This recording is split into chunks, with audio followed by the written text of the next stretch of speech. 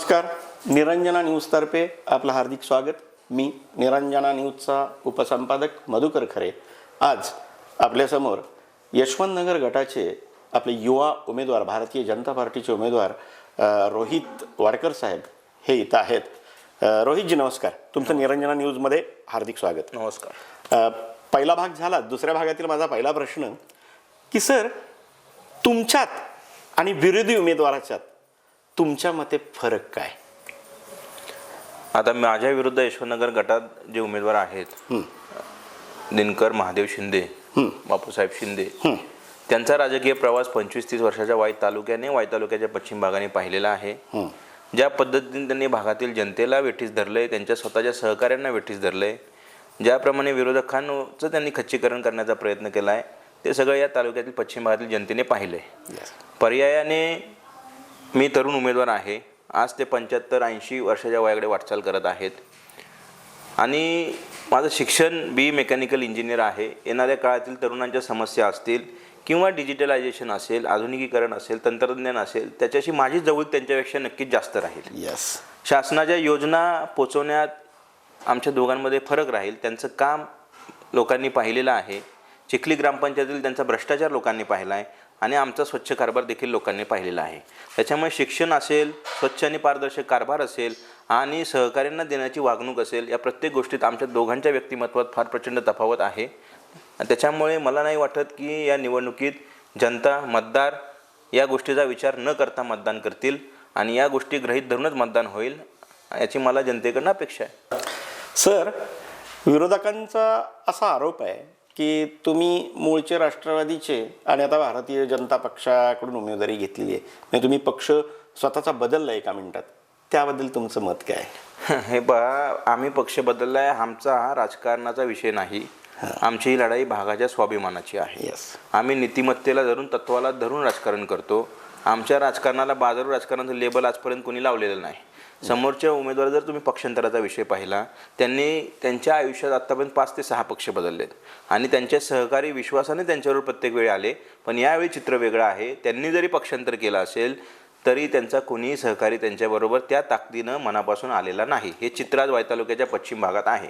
तुम्ही मला सांगा, लोकसभेला उदयन महाराजांचं त्यांनी, विकास शिंदेंनी काम केलं आणि शशिकांत शिंदेंचं काम बापू शिंदे करत होते. म्हणजे त्यांच्या कुटुंबातच एकमत नाही तर ते समाजात काय एकमत करून आणतील? दुसरी गोष्ट, त्यांनी स्वतःच्या ज्या त्यांच्यावर गुन्हे दाखल आहेत त्याला राजकीय संरक्षण मिळावं म्हणून शिवसेनेत प्रवेश केला. शिवसेनेमध्ये त्यांनी ज्या पद्धतीनं राजकारण केलं, ज्या पद्धतीने आर्थिक व्यवहार केले, पक्षाला अडचणी आणण्याचं काम केलं, त्याच्यामुळे शिवसेनेतून त्यांची हकालपट्टी झाली. त्याच्यानंतर त्यांनी भारतीय जनता पक्षात प्रवेश केला. तर भारतीय जनता पक्षात त्यांचं कमर्शियल, आर्थिक व्यवहारांचं, गैरव्यवहारांचं राजकारण चालणार नाही हे त्यांच्या लक्षात आलं की त्यांनी मग राष्ट्रवादी काँग्रेसची आयती उमेदवारी त्यांना मिळाली, त्यांना घेतली. मला त्यांना सांगा, आमचा आणि भारतीय जनता पक्षाच्या कार्यकर्त्यांचा काही संघर्ष आहे का? वाई तालुका असेल, वाई तालुक्याचा पश्चिम भाग असेल, भारतीय जनता पक्षाचा एकही कार्यकर्त्यांनी सांगावं की आम्ही त्यांना कुठे त्रास देण्याचा प्रयत्न केला आहे? आमचे मतभेद होते की, लोकशाहीने मतभेद असणे काही गैर नाही, पण आम्ही त्यांचं कोणा वैयक्तिक पातळीवर जाऊन कुणाला खच्चीकरण करण्याचा, त्रास करण्याचा आम्ही प्रयत्न केला आहे का? भारतीय जनता पक्षाच्या कुठल्याही कार्यकर्त्यांनी सांगावे. पण मी राष्ट्रवादी काँग्रेसचे 99% कार्यकर्ते तुम्हाला दाखवेल ज्यांचं राजकीय आयुष्य, वैयक्तिक आयुष्य खराब करण्याचं काम बापू शिंदेंनी केलं आहे. हा आमच्या दोघांमधला फरक आहे. आज भारतीय जनता पक्षाच्या आम्ही विरोधात जरी असलो तरी कार्यकर्त्यांबरोबर, नेत्यांबरोबर आमचे सलोख्याचे संबंध होते, मैत्रीचे संबंध होते. हीच महाराष्ट्राच्या राजकारणाची संस्कृती आहे. या उलट बापू शिंदेंची राजकीय संस्कृती आहे. जी लोक विरोधात जातात त्यांचं खच्चीकरण करणे, त्यांना त्रास देणे, त्यांची अडवणूक करणे, पिळवणूक करणे हा त्यांचा राजकीय व्यवसाय आहे आणि याचा अनुभव वाई तालुक्याच्या पश्चिम भागातील लोकांना आहे. त्याच्यामुळे त्यांचं राजकारण, त्यांचं पक्षांतरण, आमचं राजकारण, आमच्या पक्षांतराचा फरक आहे. दोघांचा मेळ तुम्ही घालू शकत नाही. वा वा. म्हणजे तुम्हाला असं म्हणायचं आहे की ते ज्या पक्षाकडून उभे आहेत त्या पक्षाच्या कार्यकर्त्यांनाच त्यांनी आजपर्यंत प्रचंड त्रास दिलेला आहे. अगदी बरोबर. तुम्ही आता पत्रकार आहात, तुम्ही लोकांमध्ये मिसळता जाता, लोकांच्या चर्चा तुम्ही ऐका.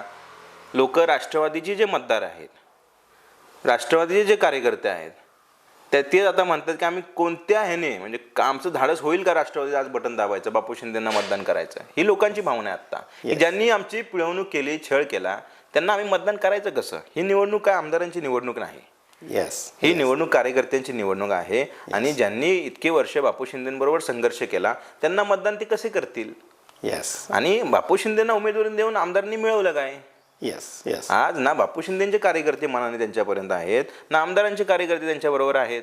Yes. मग यांना उमेदवारी देऊन आमदारांनी काय सिद्ध केलंय, हा सध्या मला पडलेला सर्वात मोठा प्रश्न आहे. ओके.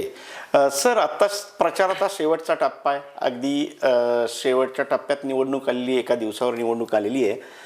त्यात तुमच्या पक्षानं निवडणुकीत तर आघाडी घेतलेलीच आहे, प्रचारात आघाडी घेतलेली आहे. जयकुमार गोरे साहेबांच्या सुद्धा इथं सभा झाल्या सगळीकडं. आता वातावरण कसं आहे? आता एक 4 दिवसापूर्वीचं वातावरण आणि आत्ता वातावरण याच्यात फरक आहे.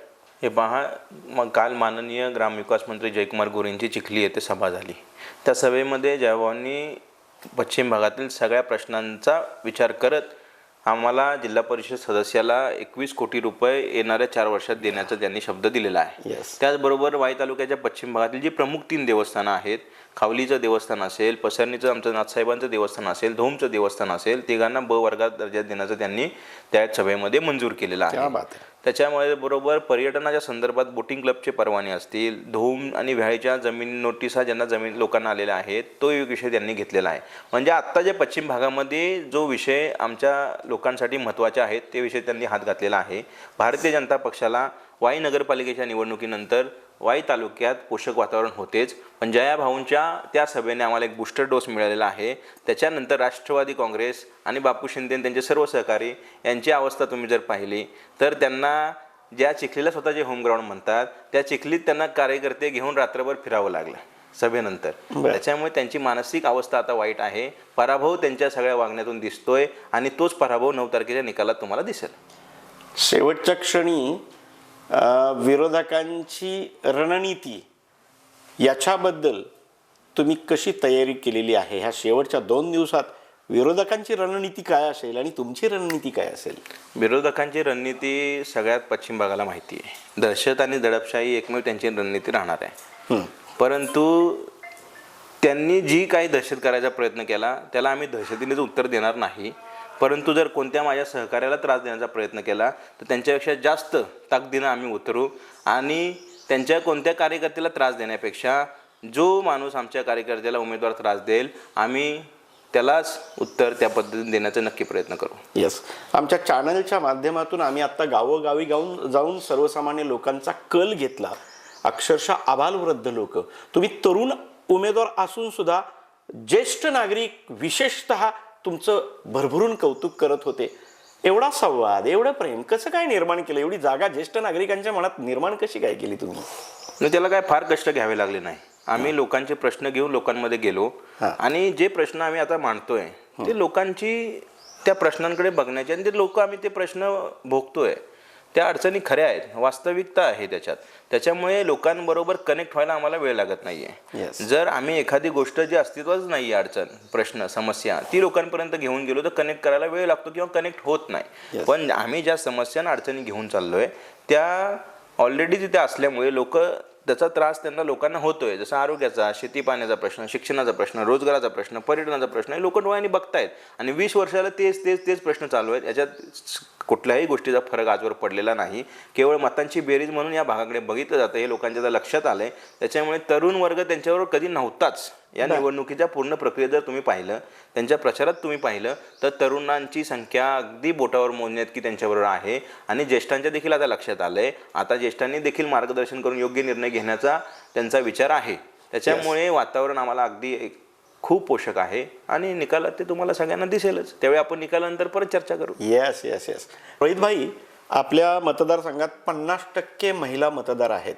तर महिलांसाठी आणि ज्येष्ठांसाठी नेमक्या तुमच्या योजना किंवा पक्षाच्या योजना काय आहेत?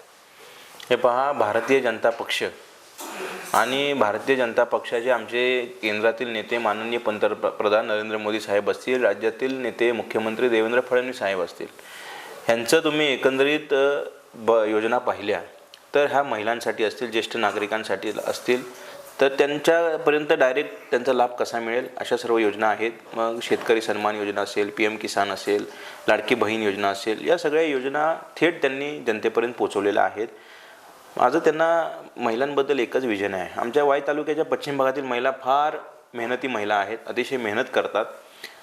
ग्रामोद्योग असेल किंवा फूड प्रोसेसिंग युनिट्स असतील, गृहउद्योग असतील, महिला बचत गटांच्या माध्यमातून शासनाच्या ज्या योजना आहेत, ज्याच्यामध्ये सबसिडीच्या वरती त्यांना आपण रोजगारासाठी सबसिडी आणून देऊ शकतो, गृहउद्योग सुरू करू शकतो, महिलांचा रोजगार तयार करू शकतो. आता आभेपुरीतील एक रुपाली मांढरे नावाच्या एक महिला आहेत.